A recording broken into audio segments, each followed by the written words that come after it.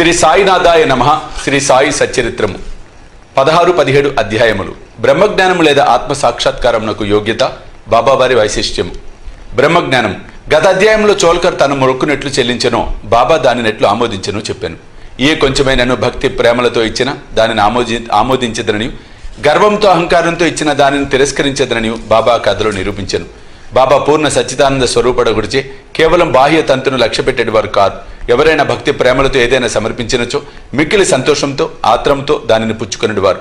నిజంగా సద్గురు సాయి కంటే ఉదార స్వభావులు, దయార్థ హృదయాలు ఎవరూ లేరు. కోరికలు నెరవేర్చు చింతామని కల్పతరు వారికి సమానం కావు. మనం కోరినదల్లా ఇచ్చు కామధేనువు కూడా బాబాతో సమానం కాదు.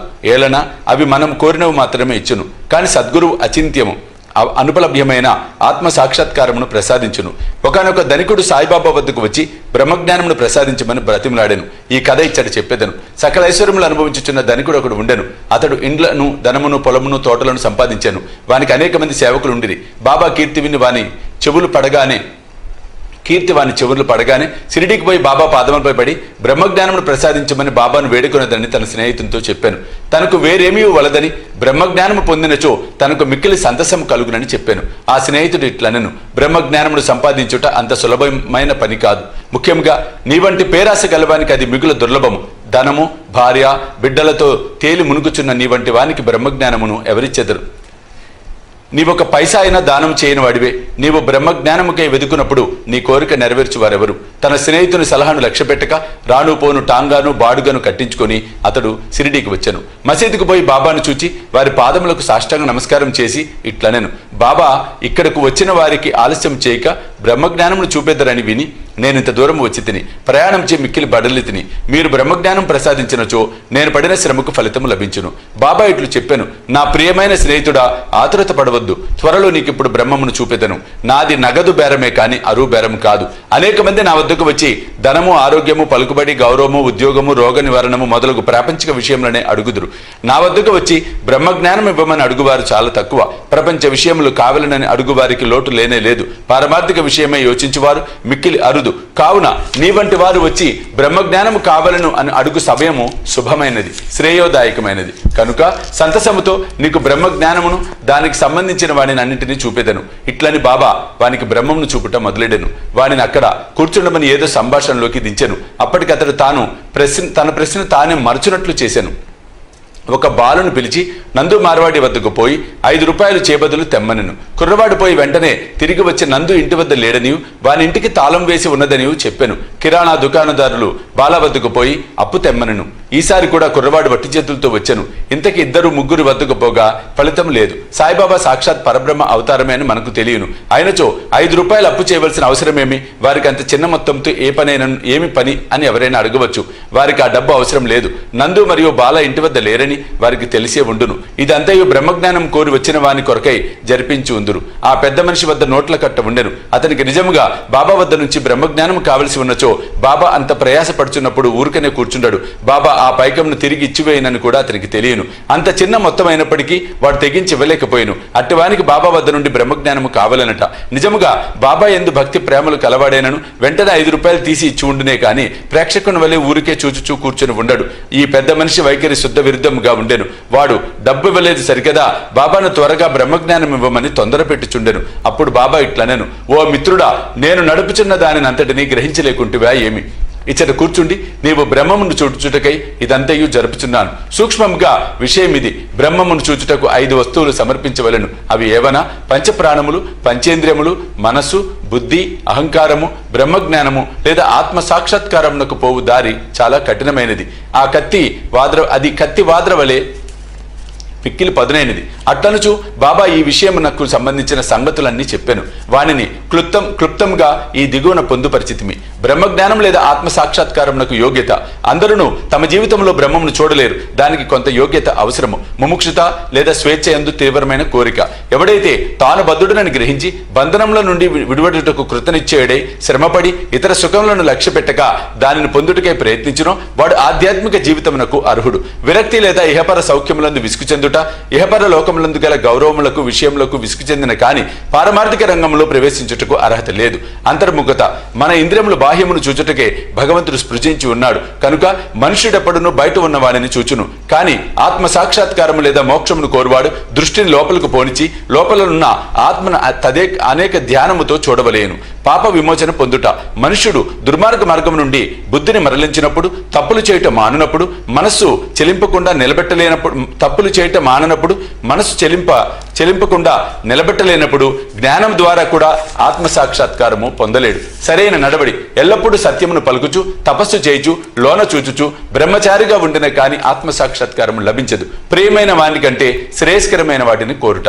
లోకంలో 2 తీరులున్నవి. ఒకటి మంచిది, రెండవది ప్రీతికరమైనది. మొదటిది వేదాంత విషయములకు సంబంధించినది, రెండవది ప్రాపంచిక విషయములకు సంబంధించినది. ఈ రెండును మానవుని చేరును. వీనిలో ఒకదానినే అతడు ఎంచుకొనవలేను. తెలివిగలవాడు మొదటి దానిని అనగా శుభమైన దానిని కోరును. బుద్ధి తక్కువవాడు రెండవ దానిని కోరును. మనస్సును ఇంద్రియములను స్వాధీనముందుంచుకొనుట. శరీరము రథము, ఆత్మ దాని యజమాని, బుద్ధి ఆ రథమును నడుపు సారథి, మనసు కళ్ళెము, ఇంద్రియములు గుర్రములు, ఇంద్రియ విషయములు వాని మార్గములు. ఎవరికి గ్రహించే శక్తి లేదో, ఎవరి మనసు చంచలమైనదో, ఎవరి ఇంద్రియములు అస్వాధీనములో వాడు గమ్యస్థానమును చేరలేడు. చావు పుట్టుకల చక్రములో పడిపోవును. ఎవరికి గ్రహించే శక్తి కలదో, ఎవరి మనసు స్వాధీనమందున్నదో, ఎవరి ఇంద్రియములు స్వాధీనమందుండునో, ఎవడు తన బుద్ధిని మార్గదర్శిగా గ్రహించి తన మనసును పగ్గముతో లాగి పట్టుకొనగలడో వాడు తన గమ్యస్థానమును చేరగలడు, విష్ణుపదమును చేరగలడు. మనసును పావనము చేయుట, మానవుడు ప్రపంచంలో తన విధులను తృప్తిగా ఫలాపేక్ష లేకుండా నిర్వర్తించని ఎడల అతని మనసు పావనం కాదు. మనసు పావనం కానిది అతడు ఆత్మ సాక్షాత్కారము పొందలేడు. పావనమైన మనసులోనే వివేకము వైరాగ్యము మొలకెత్తి క్రమంగా ఆత్మ సాక్షాత్కారమునకు దారితీయును. అహంకారము రాలిపోనిదే, లోభము నశించనిదే, మనసు కోరికలను విడిచిపెట్టనిదే ఆత్మ సాక్షాత్కారమునకు అవకాశము లేదు. దేహమే నేననుకొనుట గొప్ప భ్రమ. ఈ అభిప్రాయమందు అభిమానముండుటే బంధమునకు కారణము. నీవు ఆత్మ సాక్షాత్కారమును కాంక్షించినచో ఈ అభిమానమును విడువవలెను. గురువు యొక్క ఆవశ్యకత. ఆత్మజ్ఞానము మిక్కిలి సూక్ష్మమైనది, గూఢమైనది. ఎవరైనను తమ స్వశక్తితే దానిని పొందుటకు ఆశించలేరు కనుక ఆత్మ సాక్షాత్కారము పొందిన ఇంకొకరి సహాయము మిక్కిలి అవసరము. గొప్ప కృషి చేసి శ్రమించి ఇతరులు ఇవ్వలేని దానిని అతి సులభముగా గురువు నుండి పొందవచ్చు. వారా మార్గమునందు నడిచి ఉన్నారు కావున శిష్యుని సులభంగా ఆధ్యాత్మిక ప్రగతిలో క్రమంగా ఒక మెట్టు మీద నుంచి ఇంకొక మెట్టుపైకి తీసుకొని పోగలరు. భగవంతుని కటాక్షము ఇది మిక్కిలి అన్నిటికంటే అవసరమైనది. భగవంతుడు తన కృపకు పాత్రులైన వారికి వివేకము వైరాగ్యము కలుగజేసి సురక్షితంగా భవసాగరం నుండి తరింప చేయగలడు. వేదములు అభ్యసించడం వల్ల గాని, మేధాశక్తి వల్ల గాని, పుస్తక జ్ఞానం వల్ల గాని ఆత్మానుభూతిని పొందలేరు.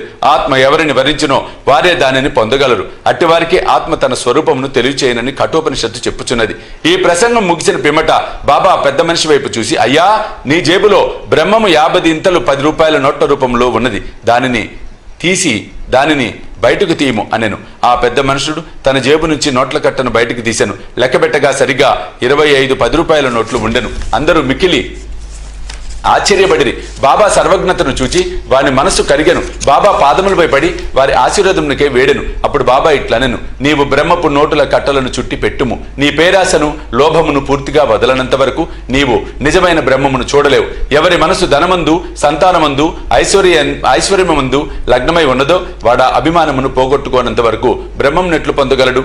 అభిమానమనే భ్రమ ధనమందు తృష్ణ, దుఃఖమును సుడిగుండము వంటిది. అది అసూయ అహంభావమను మొసలతో నిండి ఉన్నది. ఎవడు కోరికలు లేనివాడో వాడు మాత్రమే ఈ సుడిగుండమును దాటగలడు. పేరాశయు బ్రహ్మజ్ఞానమును రెండు ఉత్తర దక్షిణ ధ్రువముల వంటివి. అవి శాశ్వతముగా ఒకటికొకటి బద్ధ వైరములు కలవి.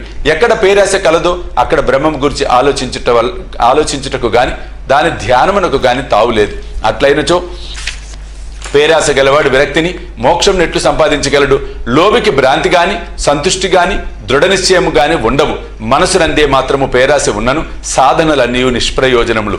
ఎవడు ఫలాపేక్ష రహితుడు కాడో, ఎవడు ఫలాపేక్ష కాంక్షను విడువడో, ఎవనికి వాని యందు విరక్తి లేదో అట్టివాడు గొప్ప చదువరి అయినప్పటికీ వానికి జ్ఞానం ఎందుకు పనికిరానిది.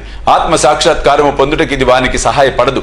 ఎవరు అహంకార పూరితులు, ఎవరు ఇంద్రియముల విషయముల గురించి ఎల్లప్పుడూ చింతించెదరో వారికి గురుబోధలు నిష్ప్రయోజనములు. మనసును పవిత్రమనుచుట తప్పనిసరి అవసరము. అది లేనిచో మన ఆధ్యాత్మిక ప్రయత్నములన్నీ ఆడంబరము డాంబికము కొరకు చేసినట్లగును. కావున దేనిని జీర్ణించుకోగలడో దేనిని శరీరమునకు పట్టించుకోగలడో దానినే వాడు తీసుకొనవలేను. నా ఖజానా నిండుగా ఉన్నది, ఎవరికేది కావలసిన దానిని వారికి ఇవ్వగలను. కానీ వానికి పుచ్చుకొని యోగ్యత ఉన్నదా లేదా అని నేను మొదట పరీక్షించవలెను. నేను చెప్పిన దానిని జాగ్రత్తగా వినచో నీవు తప్పక మేలు పొందెదవు. ఈ మసీదులో కూర్చొని నేనెప్పుడు అసత్యములు పలుకను. ఒక అతిథిని ఇంటికి పిలిచినప్పుడు ఇంటిలోని వారు, అక్కడ ఉన్నవారు, స్నేహితులు, బంధువులు కూడా అతిథితో పాటు విందులో పాల్గొందురు. కావున అప్పుడు మసీదులో ఉన్న వారందరూ బాబా ఆ పెద్ద మనుషులకు చేసిన ఆధ్యాత్మిక విందులో పాల్గొనిరి. బాబా ఆశీర్వాదములను పొందిన పిమ్మట అచ్చటనున్న వారందరూ ఆ పెద్ద మనిషితో సహా మిక్కిలి సంతోషంతో సంతృష్టి చెందిన వారై వెళ్ళిపోయిరి.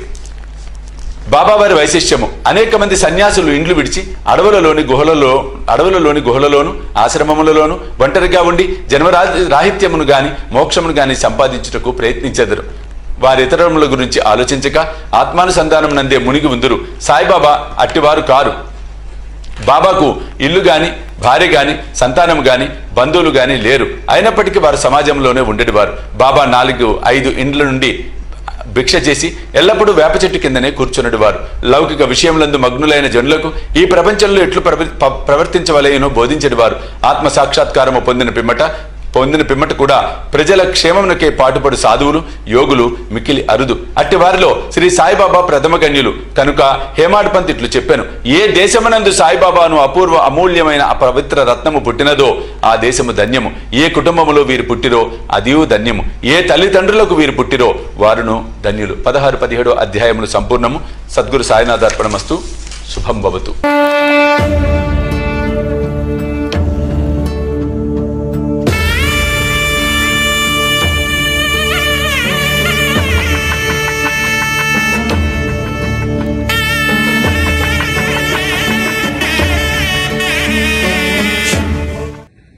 సాయి దివ్య రక్షా కవచ యంత్రానికి స్వర్ణ కవచం, స్వర్ణ తాపడం